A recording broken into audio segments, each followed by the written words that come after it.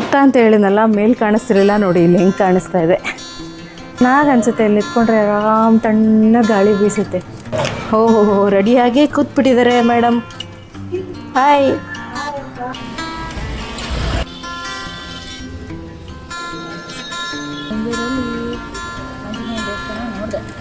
ಚಾಪಿ ಹಾಕೊಂಡು ಕೂತ್ಕೊಂಡಿದ್ದೆ ನೋಡಿ ತಿಂಡಿ ತಿನ್ನೋದಕ್ಕೆ. ಅಲ್ಲೇನಾದರೂ ಪುಳಿಯೋಗರೆ ಕೊಟ್ಬಿಟ್ರೆ ಸ್ವರ್ಗ. ಅವ್ರಿ ಉಗಿಸ್ಬಿಟ್ಟೆಲ್ಲ ರೊಟ್ಟಿನ ಚೆನ್ನಾಗಿ ಫ್ರೈ ಆಗಿದೆ. ಮೆಣಸಿನ್ಕಾಯಿ ಫ್ರೈ ಮಾಡ್ಕೊಂಡ್ಬಿಡೋಣ. Green chutney. Hello friends, good morning. ಎಲ್ಲರೂ ಹೇಗಿದ್ದೀರಾ? ಎಲ್ಲರೂ ಹ್ಯಾಪಿಯಾಗಿ ಹೆಲ್ತಿಯಾಗಿದ್ದೀರಾ ಅಂತ ಅಂದ್ಕೊಳ್ತೀನಿ. ಇನ್ನು ಇವತ್ತು ಬಂದು ಶನಿವಾರ ಬೆಳಗ್ಗೆಯಿಂದಲೇ ವ್ಲಾಗ್ನ ಶುರು ಮಾಡ್ಕೊಂಡಿದ್ದೀನಿ. ಇನ್ನು ಖುಷಿನೂ ಇಲ್ಲ, ಅವ್ರ ಪಪ್ಪನೂ ಇಲ್ಲ, ಇಬ್ಬರು ಟ್ರಿಪ್ಪಿಗೆ ಹೋಗಿದ್ದಾರೆ. ಇನ್ನು ನಾವೇ 3 ಜನ ಮನೆಯಲ್ಲಿ. ಇನ್ನು ಶನಿವಾರ ಆಗಿರೋದ್ರಿಂದ ಇವತ್ತು ಮನೆ ಹತ್ತಿರದಲ್ಲೇ ದೇವಸ್ಥಾನ ಇದೆ, ಆಂಜನೇಯ ಸ್ವಾಮಿ ದೇವಸ್ಥಾನ.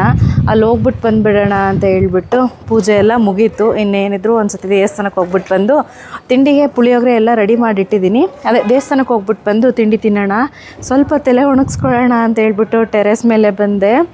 ಇನ್ನು ಈ ಟೆರೆಸಲ್ಲಂತೂ ಎಷ್ಟು ಚೆನ್ನಾಗಿದೆ ಅಂತ ಹೇಳಿದ್ರೆ ತುಂಬ ಚೆನ್ನಾಗಿದೆ ವ್ಯೂ. ಎಲ್ಲೋ ಒಂಥರ ಹಳ್ಳಿಲೇ ಇದ್ದೀವೇನೋಪ್ಪ ಅನ್ನೋ ಥರ ಫೀಲ್ ಆಗುತ್ತೆ. ಇಲ್ಲಿ ನೋಡ್ತಿರ್ಬೋದು, ಇಲ್ಲಿ ಎಳ್ನೀರು. ವಿನು ಎಳ್ನೀರು ಬೇಕಂದ್ರೆ ಎಲ್ಲಿ ಕಿತ್ಕೋಬೋದು ನೋಡಿ ವಿನು. ಅವ್ರು ಅದನ್ನೇ ಹೇಳ್ತಾಯಿದ್ರು, ಒಂದು ಗಳ ಇದ್ದರೆ ಸಾಕಣೆ ಕಿತ್ಬಿಡ್ಬೋದು ಅಂತ. ಪಾಪ ಯಾರ ತೋಟನೋ ಏನೋ ಯಾರಿಗೆ ಗೊತ್ತು. ಹಲಸಿನ ಮರಗಳು, ಆಮೇಲೆ ಎಳ್ನೀರು, ಇದು ತೆಂಗಿನ ಮರ, ಹುತ್ತುಗಳೆಲ್ಲ ಇವೆ ಇಲ್ಲಿ. ನೋಡಿದೆಯಾ? ಹುತ್ತುಗಳೆಲ್ಲ ಇವೆ, ಚೆನ್ನಾಗಿದೆ. ಫಸ್ಟ್ ಫ್ಲೋರಿಂದ ಚೆನ್ನಾಗಿ ಕಾಣಿಸುತ್ತೆ. ಇನ್ನು ಸ್ವಲ್ಪ ತಲೆ ಒಣಗಿಸ್ಕೊಂಡು ದೇವಸ್ಥಾನಕ್ಕೆ ಒಂದು ಹೋಗ್ಬಿಟ್ಟು ಆಮೇಲೆ ತಿಂಡಿ ತಿನ್ನೋದು. ಹತ್ತಿರದಲ್ಲೇ ಇದೆ, ತುಂಬ ದೂರ ಇದ್ದಿದ್ರೆ ಏನು ಮನ್ಸು ಮಾಡ್ತಿರ್ಲಿಲ್ಲ, ಮತ್ತು ಆಟೋಗೆ ಹೋಗ್ಬೇಕಿತ್ತು ಅಂತ ಹೇಳ್ಬಿಟ್ಟು. ಹತ್ತಿರದಲ್ಲೇ ಇದಲ್ವ, ಹಾಗಾಗಿ ಒಂದು ಸತಿ ದೇವಸ್ಥಾನಕ್ಕೆ ಹೋಗ್ಬಿಟ್ಟು ಬರೋದಷ್ಟೇ. ಖುಷಿ ಇಲ್ಲದೇ ಇರೋದ್ರಿಂದ ಯಾರೋ ಪಕ್ಕದ ಮನೇಲಿ ಒಂದು ಮಗು ಇದೆ ಅಂತ ಅನಿಸುತ್ತೆ. ಆ ಮಗು ಅಮ್ಮ ಅಮ್ಮ ಅಂತ ಕೂಗ್ತೈತೆ. ನನಗೆ ಬೆಳಗಿಂದ ಖುಷಿ ಇದ್ದಾನೇನೋ, ಮನೇಲಿ ಖುಷಿ ಇದ್ದಾನೇನೋ ಅನ್ನೋ ಥರನೇ ಫೀಲ್ ಅಂತ ಅನಿಸುತ್ತೆ. ಅದೇ ಥರ ಅನ್ನಿಸ್ತಾ ಇದೆ. ಅವನಿದ್ದಾನೆ ಮನೇಲೇ ಇದ್ದಾನೆ ಅನ್ನೋ ಥರ. ಅವರು ಆಲ್ರೆಡಿ ಧರ್ಮಸ್ಥಳ ಹೋಗಿ ಮಂಜುನಾಥ ಸ್ವಾಮಿ ದರ್ಶನವೂ ಮಾಡಿದ್ದಾಯಿತು. ಇನ್ನೇನಿದ್ರು ಏನೋ ರೆಸಾರ್ಟಿಗೆ ಹೋಗ್ತಿದ್ದಾರಂತೆ ಇವತ್ತು ಅವರು. ಅದು ರೆಸಾರ್ಟಿಗೆ ಇವತ್ತು ಮುಗಿಸ್ಕೊಂಡು ನಾಳೆ ಅವ್ರದ್ದು ಒಂದು ಮದುವೆ ಮುಗಿಸ್ಕೊಂಡು ನಾಳೆ ಮಧ್ಯಾಹ್ನ ಸಂಜೆ ಬರ್ಬೋದು. ಸೊ ಇನ್ನು ಗೌರಿ ರೆಡಿ ಆದ್ಲು ಅನಿಸುತ್ತೆ. ಅವಳಿಗೆ ಸ್ನಾನ ಮಾಡೋದಕ್ಕೆ ಹೇಳಿದ್ದೆ, ಅವಳು ಸ್ನಾನ ಮಾಡ್ಕೊಂಡು ರೆಡಿಯಾಗಿರಮ್ಮ ಅಂತ ಹೇಳ್ಬಿಟ್ಟು. ಇನ್ನು ಅವಳು ರೆಡಿಯಾಗಿದ್ದರೆ ಹೋಗಿ ದೇವಸ್ಥಾನಕ್ಕೆ ಹೋಗ್ಬಿಟ್ಟು ಬಂದು ಆಮೇಲೆ ತಿಂಡಿ ತಿನ್ನೋದು. ಹೋಗೋಣ. ಉತ್ತ ಅಂತ ಹೇಳಿದ್ನಲ್ಲ, ಮೇಲ್ ಕಾಣಿಸ್ತಿರಲಿಲ್ಲ ನೋಡಿ, ಇಲ್ಲಿ ಹೆಂಗೆ ಕಾಣಿಸ್ತಾ ಇದೆ. ಎಷ್ಟು ದಪ್ಪ ಕಟ್ಟಿಬಿಟ್ಟಿದೆ. ಒಂಥರ ಚೆನ್ನಾಗಿ ಅನಿಸುತ್ತೆ. ಇಲ್ಲಿ ನಿಂತ್ಕೊಂಡ್ರೆ ಆರಾಮ್ ತಣ್ಣ ಗಾಳಿ ಬೀಸುತ್ತೆ. ನಾವು ಇದೇ ಫಸ್ಟ್ ಫ್ಲೋರಲ್ಲೇ ನೋಡೋಣ ಅಂತ ಅಂದ್ಕೊಂಡಿದ್ವಿ. ಫಸ್ಟ್ ನೋಡಿದ್ನಲ್ಲ, ತೋರಿಸಿದ್ನಲ್ಲ. ಆಮೇಲೆ ಬೇಡ, ಗ್ರೌಂಡ್ ಫ್ಲೋರೇ ಓಕೆ ಅಂತ ಹೇಳ್ಬಿಟ್ಟು ಸ್ವಲ್ಪ ಸ್ಪೇಸ್ ಸಿಗುತ್ತೆ. ಅಲ್ಲಿ ಕೆಳಗಡೆ ಎಲ್ಲ ಇದು ಹಾಕ್ಸಿದಾರಲ್ವ, ಅಂದರೆ ಈ ಥರ ಹುಳ ಆಡುತ್ತೆ ಅಂತ ಹೇಳ್ಬಿಟ್ಟು ಈ ಥರ ವಿನಿ ಈ ಥರ ಹಾಕ್ಸಿದಾರಲ್ವ, ಈ ಥರ ಹಾಕ್ಸಿದ್ದಾರೆ. ಅದು ತೆಗೆದುಬಿಟ್ರೆ ಚೆನ್ನಾಗಿ ಗಾಳಿ ಬರುತ್ತೆ, ಇನ್ನೂ ಚೆನ್ನಾಗಿ ಗಾಳಿ ಬೀಸುತ್ತೆ. ಗಾಳಿಗೇನು ಸಮಸ್ಯೆನೇ ಇಲ್ಲ. ಅಂದರೆ ಸೊಳ್ಳೆಗಳ ಕಾಟ ಅಲ್ವಾ, ಹಾಗಾಗಿ ನಾವೂ ಬೇಡ ಅಂದ್ಕೊಂಡು ನಾವೇ ಸುಮ್ಮನಾದ್ವಿ. ಓಹೋ ರೆಡಿಯಾಗಿ ಕೂತ್ಬಿಟ್ಟಿದ್ದಾರೆ ಮೇಡಮ್. ಹಾಯ್. ರೆಡಿ ಇದೆಯಾ? ಬಾ ಹೋಗೋಣ, ದೇವಸ್ಥಾನಕ್ಕೆ ಹೋಗ್ಬಿಟ್ಟು ಬರೋಣ. ಬನ್ನಿ ಹೋಗೋಣ.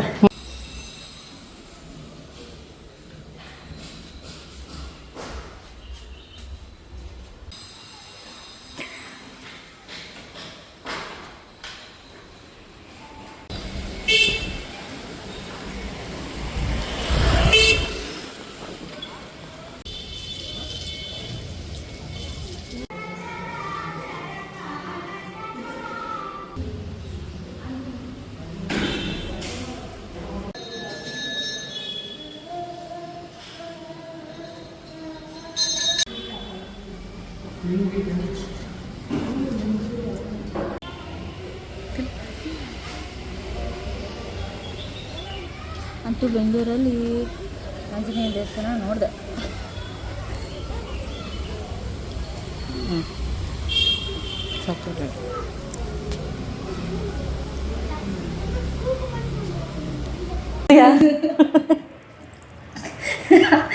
ಹೊರಗಡೆ ಚಾಪಿ ಹಾಕ್ಕೊಂಡು ಕೂತ್ಕೊಂಡಿದ್ದೀವಿ ನೋಡಿ ತಿಂಡಿ ತಿನ್ನೋದಕ್ಕೆ. ಇನ್ನು ಶನಿವಾರ ದಿವಸ ಪುಳಿಯೋಗರೆ ತಿನ್ನೋದಕ್ಕೆ ಒಂಥರ ಖುಷಿ.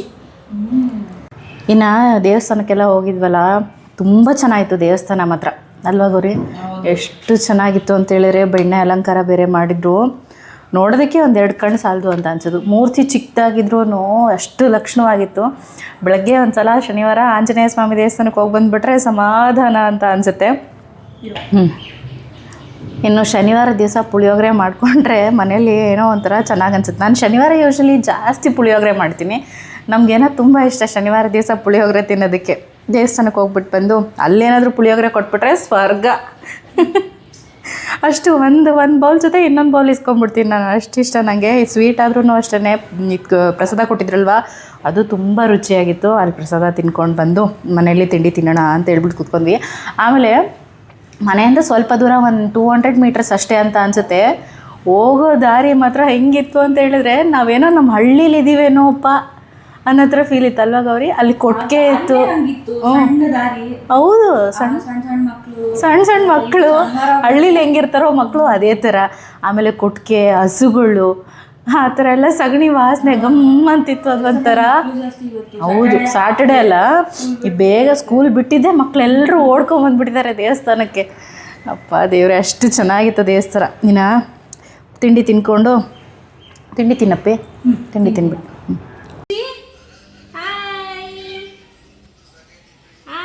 ಯಾಕೆ ನೆಟ್ವರ್ಕ್ ಕಡಿಮೆ ಐತೆ ಅಲ್ಲಿ, ಬ್ಲರ್ ಕಾಣಿಸ್ತೈತೆ. ಅಪ್ಪು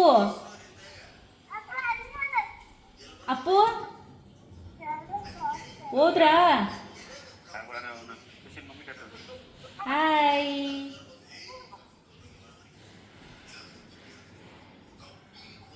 ನಾನು ನೀನು ಇಲ್ಲೇ ಟ್ರಿಪ್ ಮಾಡು, ಹೋಮ್ ಟೂರ್ ಮಾಡು ನೀನು. ಯಾಕೋ ನೆಟ್ವರ್ಕ್ ಇಶ್ಯೂ ಇದೆ. ಖುಷಿ ಓಡೋದಾ?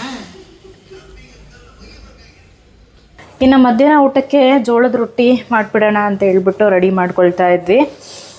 ಇನ್ನು ಖುಷಿ ಅಂತೂ ಆರಾಮಾಗಿ ಅವ್ರ ಪಪ್ಪನ ಜೊತೆ ಆಟ ಆಡ್ಕೊಂಡಿದ್ದಾನೆ ಅಲ್ಲ ಗೌರಿ? ಲೇಟಾಗಿ ಡಿಸಿಷನ್ ತಗೊಂಡ್ರು ಒಳ್ಳೆ ಡಿಸಿಷನ್ ತಗೊಂಡ ನಮ್ಮ ಖುಷಿ ಅಂತ ಹೇಳ್ತಾ ಇದ್ಲು ಗೌರಿ.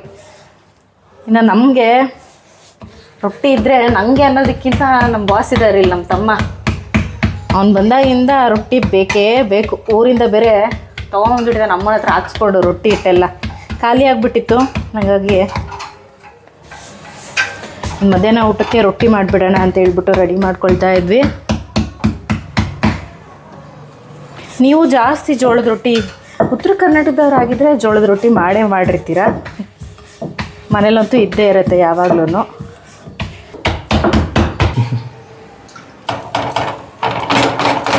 ಅವ್ರಿ ಉಬ್ಬಿಸ್ಬಿಟ್ಟೆ ರೊಟ್ಟಿನ. ಹಾಂ, ಮೆಥಡಲ್ಲಿ ತೆಗಿಮ್ಮ, ಸಾಕು. ಕೈಯಲ್ಲಿ ತೆಗಿಬೇಕು ರೊಟ್ಟಿನ, ಸಟ್ಕತಿಯ. ಇನ್ನು ರೊಟ್ಟಿ ಜೊತೆ ಸ್ವಲ್ಪ ಮಾವಿನ ಹಣ್ಣಿನ ಶೀಕರಣೆ ಮಾಡೋಣ ಅಂತ ಹೇಳ್ಬಿಟ್ಟು ಮಾವಿನ ಹಣ್ಣಿನ ಶೀಕರಣೆ, ಮತ್ತು ರೈಸಿಗೆ ಬೆಂಡೆಕಾಯಿ ಹುಳಿ. ಇನ್ನು ಮಧ್ಯಾಹ್ನ ಊಟನೆಲ್ಲ ಮುಗಿಸ್ಕೊಂಡು ಅದಾದಮೇಲೆ ಸ್ವಲ್ಪ ಹೊತ್ತು ರೆಸ್ಟ್ ಮಾಡೋದು. ನನಗೆ ಅಷ್ಟಾಗಿ ಹೆಚ್ಚಾಗಿ ನಿದ್ದೆ ಬರೋಲ್ಲ. ಖುಷಿ ಪ್ರೆಗ್ನೆಂಟ್ ಇದ್ದಾಗ ತುಂಬ ನಿದ್ದೆ ಮಾಡ್ತಾಯಿದ್ದೆ, ಆದರೆ ಇವಾಗ ಅಷ್ಟು ಹೆಚ್ಚಾಗಿ ನಿದ್ದೆ ಬರೋಲ್ಲ.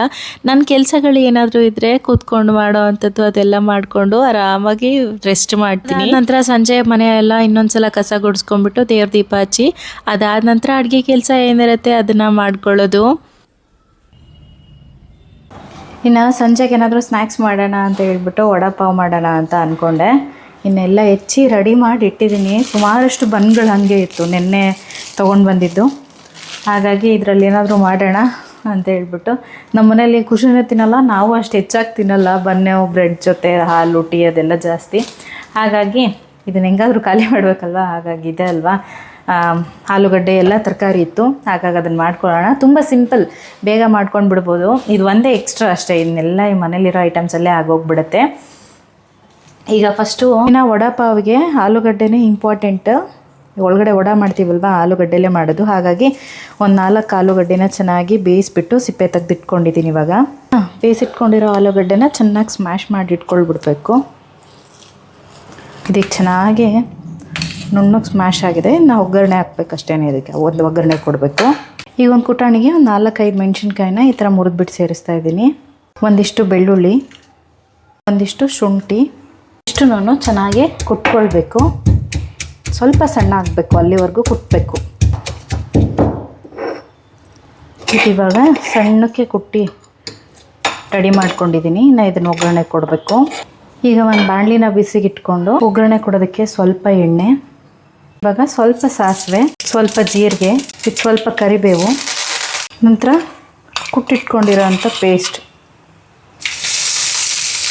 ಇದು ಸ್ವಲ್ಪ ಶುಂಠಿ ಮತ್ತು ಬೆಳ್ಳುಳ್ಳಿ ಎಲ್ಲ ಹಾಕಿರ್ತೀವಲ್ವ, ಸ್ವಲ್ಪ ಲೈಟ್ ಹಸಿ ವಾಸನೆ ಹೋಗಬೇಕು. ಹಸಿರು ಮೆಣಸಿನ್ಕಾಯಿ ಸ್ವಲ್ಪ ಖಾರ ಬಿಟ್ಕೋಬೇಕು, ಅಲ್ಲಿವರೆಗೂ ಚೆನ್ನಾಗಿ ಹುರ್ಕೋಬೇಕು. ನಂತರ ಬೇಯಿಸಿಟ್ಕೊಂಡಿದ್ವಲ್ವ ಈ ಆಲೂಗಡ್ಡೆನ ಚೆನ್ನಾಗಿ ಮೆತ್ತಗೆ ಬೆಂದಿದೆ. ಇದು ಗಟ್ಟಿ ಇದ್ದರೆ ಅಷ್ಟು ಚೆನ್ನಾಗಿ ಅನಿಸಲ್ಲ ತಿನ್ನೋದಕ್ಕೆ. ಚೆನ್ನಾಗಿ ಮೆತ್ತಗೆ ಒಂದು 4 ವಿಷಲ್ ಕುಕ್ಕರಲ್ಲಿ ಬೇಯಿಸ್ಕೊಂಬಿಡ್ಬೇಕು. ಇದನ್ನ ಇವಾಗ ಚೆನ್ನಾಗಿ ಮಿಕ್ಸ್ ಮಾಡ್ಕೋಬೇಕು. ಅಲ್ಲಿ ಸಾಫ್ಟಾಗಿರ್ಬೇಕು ಇದು. ಇವಾಗ ಎಲ್ಲೂ ಗಂಟು ಇರಬಾರ್ದು ಆಲೂಗಡ್ಡೆದು. ಈ ರೀತಿಯಾಗಿ ಸಾಫ್ಟಾಗಿ ಚೆನ್ನಾಗಿ ಮಿಕ್ಸ್ ಮಾಡ್ಕೋಬೇಕು. ಇದಕ್ಕೆ ಸ್ವಲ್ಪ ಅರಿಶಿಣದ ಪುಡಿ, ಸ್ವಲ್ಪ ಧನಿಯಾ ಪುಡಿ, ಸ್ವಲ್ಪ ಉಪ್ಪು, ಇಷ್ಟನ್ನು ಚೆನ್ನಾಗಿ ಫ್ರೈ ಮಾಡ್ಕೊಳ್ಬೇಕು.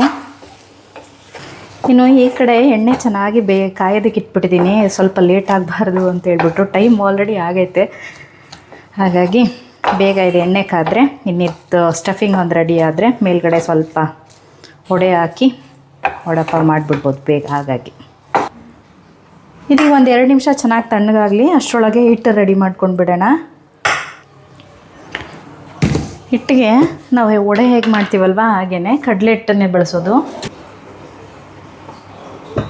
ಒಂದಿಷ್ಟು ಕಡಲೆ ಹಿಟ್ಟು, ಸ್ವಲ್ಪ ಅರಿಶಿನ, ಇನ್ನು ಸ್ವಲ್ಪ ಖಾರ,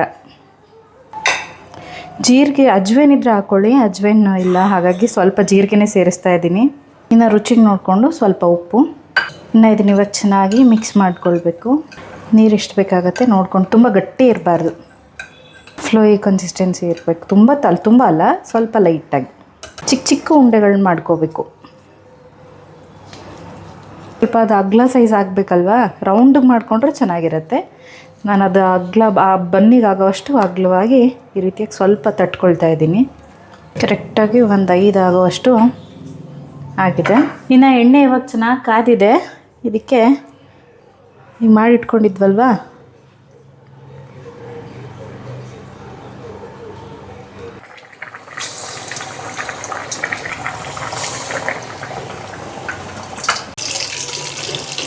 ಸ್ವಲ್ಪ ಚೆನ್ನಾಗಿ ಫ್ರೈ ಮಾಡ್ಕೊಳ್ಬೇಕು. ಈ ರೀತಿಯಾಗಿ ಕಲರ್ ಬಂದರೆ ಸಾಕಾಗತ್ತೆ ಅನಿಸುತ್ತೆ. ಮೇಲ್ಗಡೆ ಅಲ್ವಾ ಹಿಟ್ಟಷ್ಟೇ, ಒಳಗಡೆ ಆಲೂಗಡ್ಡೆ ಬೇಯೋಂಥದ್ದೇನಿರಲ್ಲ, ಆಲ್ರೆಡಿ ಬೆಂದಿರುತ್ತೆ. ಇದು ಇವಾಗ ಚೆನ್ನಾಗಿ ಫ್ರೈ ಆಗಿದೆ. ಕಾದಿದೆ ಅಲ್ವಾ, ಇದರಲ್ಲಿ ಸ್ವಲ್ಪ ಮೆಣಸಿನ್ಕಾಯಿ ಫ್ರೈ ಮಾಡ್ಕೊಂಡ್ಬಿಡೋಣ.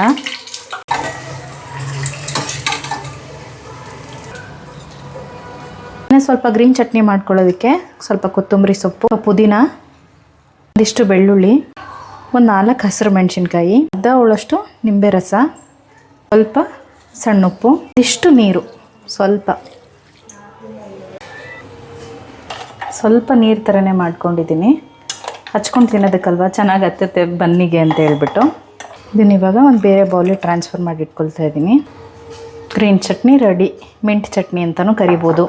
ಈಗ ಬನ್ ಬಿಸಿ ಮಾಡ್ಕೊಳ್ಳೋದಕ್ಕೆ ಸ್ವಲ್ಪ ತವಾ ಬಿಸಿಗೆ ಇಟ್ಕೊಳ್ತಾ ಇದ್ದೀನಿ. ಇವಾಗ ಬನ್ ಇದೆ ಅಲ್ವಾ, ಇದನ್ನು ಸ್ವಲ್ಪ ಸೆಂಟರಿಗೆ ಕಟ್ ಮಾಡ್ಕೋಬೇಕು. ಇಷ್ಟು ಈ ರೀತಿಯಾಗಿ ಓಪನ್ ಆಗೋ ಥರ ಸ್ವಲ್ಪ ಲೈಟಾಗಿ ಬೆಣ್ಣೆ ಹಾಕಿ, ಬನ್ ಇರುತ್ತಲ್ವ ಸ್ವಲ್ಪ ಬಿಸಿ ಮಾಡ್ಕೋಬೇಕಷ್ಟೇ. ಇದು ಮಾಡದೆ ಹೋದ್ರೂ ನಡೆಯುತ್ತೆ, ಮಾಡಲೇಬೇಕಂತೀನಿಲ್ಲ, ಹಾಗೆ ಹಾಕ್ಕೊಂಡು ತಿನ್ಲೂಬೋದು. ಈ ಥರ ಲೈಟಾಗಿ ಫ್ರೈ ಮಾಡಿಕೊಂಡ್ರೆ ಚೆನ್ನಾಗಿರುತ್ತೆ. ಬಿಸಿ ಇದ್ದರೆ ಬಂದು ತಿನ್ನೋದಕ್ಕೆ ಚೆನ್ನಾಗಿರುತ್ತೆ. ಹಾಗಾಗಿ ಇವಾಗ ಈ ಬಂದ್ ಮಾಡಿ ಇಟ್ಕೊಂಡಿದ್ದೀವಲ್ವ, ಇದರೊಳಗಡೆ ಶೇಂಗಾ ಚಟ್ನಿ ಪುಡಿ, ಇದೆಲ್ಲ ಮುಂಬೈ ಕಡೆ ರೆಸಿಪಿ ಅಲ್ವಾ, ಇವರು ಇದನ್ನು ಕೆಳಗಡೆ ಹಾಕ್ತಾರೆ. ಇದಕ್ಕೆ ಮಾಡಿಟ್ಕೊಂಡಿದ್ವಲ್ವ ಆ ವಡಪಾವು ಹಾಕ್ಬಿಟ್ಟು, ನಂತರ ಇದ್ರ ಮೇಲೆ ಬೇಕಂದರೆ ಹಾಕ್ಕೊಳ್ಬೋದು ಒಂದು ಸ್ವಲ್ಪ ಚಿಲ್ಲಿ. ಇಷ್ಟು ಮಾಡಿದ್ರೆ ವಡಪಾವು ರೆಡಿಯಾಗಿಬಿಡುತ್ತೆ. ಇದ್ರ ಜೊತೆ ಗ್ರೀನ್ ಚಟ್ನಿ, ಈರುಳ್ಳಿ ಮತ್ತು ಮೆಣಸಿನ್ಕಾಯಿ ನೆಂಚ್ಕೊಳ್ಳೋದಕ್ಕೆ. ಇನ್ನು ಬಿಸಿ ಬಿಸಿ ವಡಾಪಾವ್ ರೆಡಿಯಾಗಿದೆ. ಇವಾಗ ಗೌರಿ ಟೇಸ್ಟ್ ಮಾಡಿ ಹೇಳ್ತಾಳೆ ಹೆಂಗಿದೆ ಅಂತ ಹೇಳ್ಬಿಟ್ಟು. ಎಲ್ಲ ಇಟ್ಕೋಬೇಕು ಇವಾಗ. ನಿದ್ದೆ ಗಂಡಲ್ಲ ಅವಳು, ನೀನು ಅವಳು. ಆ ಚಟ್ನಿ ಒಂದಿಷ್ಟು ಹಚ್ಕೊಂಡು ತಿನ್ನು. ನಮ್ಮ ಊರಲ್ಲಿ ಚೋಟು ಅಂತಿದೆ, ರಾಮಕ ಸರ್ಕಲ್ ಫೇಮಸ್. ಅಲ್ಲಿ ಇದು ಫೇಮಸ್ ವಡಾಪಾವ್. ರುದ್ರೇಶ ಒಂದ್ಸತಿ ತಿನ್ಸಿದ್ದೆ ನಾನು ದಾವಣಗೆರೆಗೆ ಬಂದಾಗ. ಚಟ್ನಿ ಖಾರ ಐತೇನೋ ಕಣಮ್ಮ, ಚೂರು ಹಚ್ಕೋಬೇಕು. ಸೂಪರಾಗಿ ಬಂದೈತಿ. ಚೆನ್ನಾಗಿ ಬಂದೈತಾ? ಈರುಳ್ಳಿ ತಿನ್ನು. ನಮ್ಮ ಗೆಸ್ಟ್ ಇವರೇ, ಇವತ್ತಿನ ಗೆಸ್ಟು. ರಿವ್ಯೂ ಕೊಡ್ತಾ ಇದ್ದಾರೆ. ಉಪ್ಪು ಖಾರ ಹುಳಿ ಏನಾದರೂ ಹಾಕಬೇಕಿತ್ತು? ಇಲ್ಲ, ಎಲ್ಲ ಕರೆಕ್ಟ್, ಎಲ್ಲ ಕರೆಕ್ಟ್ ಆಗಿದೆ. ನಾನು ಒಂಚೂರು ತಿಂತೀನಿ ಕೊಡು. ಚಟ್ನಿ ಖಾರ ಆಯ್ತಾ?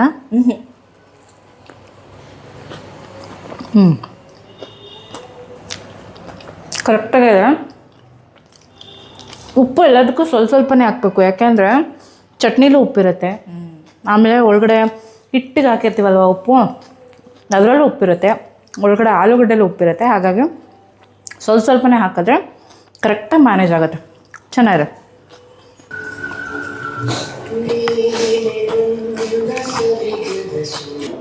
ಇನ್ನು ಸ್ನ್ಯಾಕ್ಸ್ ಎಲ್ಲ ತಿಂದಿದ್ದಾಯಿತು. ಇನ್ನು ರಾತ್ರಿ ಊಟಕ್ಕೆ ರೆಡಿ ಮಾಡ್ಕೊಂಡು ಬಿಡೋಣ ಅಂತ ಹೇಳ್ಬಿಟ್ಟು ನುಗ್ಗಿಕಾಯಿ ಬೇಳೆ ಸಾಂಬಾರು ಮಾಡೋಣ ಅಂತ ಹೇಳ್ತಾ ಇದ್ದೀನಿ. ನುಗ್ಗಿಕಾಯಿ ಸಾಂಬಾರು ಮಾಡುವಾಗ ಬೇಳೆ ಬೇಯೋದಕ್ಕೆ ಇಡಬೇಕು. ನುಗ್ಗಿಕಾಯಿ ಬೇರೆ ಕಡೆ. ನುಗ್ಗಿಕಾಯಿ ಏನಾದರೂ ಆ ಕುಕ್ಕರ್ ಒಳಗಡೆ ಹಾಕಿಬಿಟ್ರೆ ತುಂಬ ಮೆತ್ತಗೆ ಬೆಂದೋಗ್ಬಿಡುತ್ತೆ. ಹಾಗಾಗಿ ಬೇರೆ ಕಡೆ ಬೇಯೋದಕ್ಕೆ ಇಡ್ತಾಯಿದ್ದೀನಿ. ಇನ್ನು ಈ ಕಡೆ ಬೇಳೆ, ಟೊಮ್ಯಾಟೊ, ತರಕಾರಿ. ಇನ್ನು ಸ್ವಲ್ಪ ಪಾತ್ರೆಗಳು ಅದು ಇದು ಇದೆ, ಆಮೇಲೆ ತೊಳ್ಕೊಂಡ್ರಾಯ್ತು. ಇನ್ನು ನಮಗೆ ಏನಾದರೂ ಸ್ನ್ಯಾಕ್ಸ್ ಏನಾದರೂ ತಿಂತಿದ್ದೀನಿ ಅಂತ ಅಂದರೆ ಸ್ವಲ್ಪ ಲೈಟಾಗಿ, ನಾನು ಯೂಶ್ವಲಿ ಟೀ ಹಾಲು ಏನೂ ಕುಡಿಯಲ್ಲ. ಸ್ನ್ಯಾಕ್ಸ್ ಏನಾದರೂ ತಿಂದಾಗ ಮಾತ್ರ ಸ್ವಲ್ಪ ಬೂಸ್ಟು ಆ ಥರದ್ದಿರಬೇಕು. ಇಲ್ಲ ಅಂತ ಹೇಳಿದ್ರೆ ಫುಲ್ ಒಂಥರ ತಲೆ ತೀಗೆ ಹಿಡ್ದಂಗೆ ಆಗ್ತಾ ಇರುತ್ತೆ. ನಂಗೆ ಆಯಿಲ್ ಐಟಮ್ ಸ್ವಲ್ಪನೂ ಇಷ್ಟ ಆಗೋಲ್ಲ. ಹಾಗಾಗಿ ದೋಸೆ ಮಾಡಿದಾಗಲಾದ್ರೂ ಅಷ್ಟೇ, ದೋಸೆ ಮಾಡಿದಾಗ ಸ್ವಲ್ಪ ಜಿಡ್ಡಿರುತ್ತಲ್ವ ದೋಸೆ, ಅದು ತಿಂದಾಗ ಮಾತ್ರ ಸ್ವಲ್ಪ ಕಾಫಿ ಇಲ್ಲ ಬೂಸ್ಟ್ ಏನಾದರೂ ಒಂದು, ಟೀ ಏನಾದರೂ ಒಂದು ಕುಡಿಬೇಕು. ಅಷ್ಟೇ ಇವತ್ತಿನ ವ್ಲಾಗು. ಇನ್ನು ಈ ವ್ಲಾಗ್ನ ನಾನು ಇಲ್ಲಿಗೆ ಎಂಡ್ ಮಾಡ್ತಾಯಿದ್ದೀನಿ. ಈ ವ್ಲಾಗ್ ನಿಮಗೆ ಇಷ್ಟ ಆಗಿದೆ ಅಂತ ಅಂದ್ಕೊಳ್ತೀನಿ. ಇಷ್ಟ ಆದರೆ ಒಂದು ಲೈಕ್ ಮಾಡೋದನ್ನ ಮರಿಬೇಡಿ. ಹಾಗೆ ಮತ್ತೊಂದು ಬ್ಯೂಟಿಫುಲ್ ವ್ಲಾಗ್ ಜೊತೆ ಮತ್ತೆ ಸಿಗ್ತೀನಿ. ಅಲ್ಲಿವರೆಗೂ ಟೇಕ್ ಕೇರ್, ಬಾಯ್.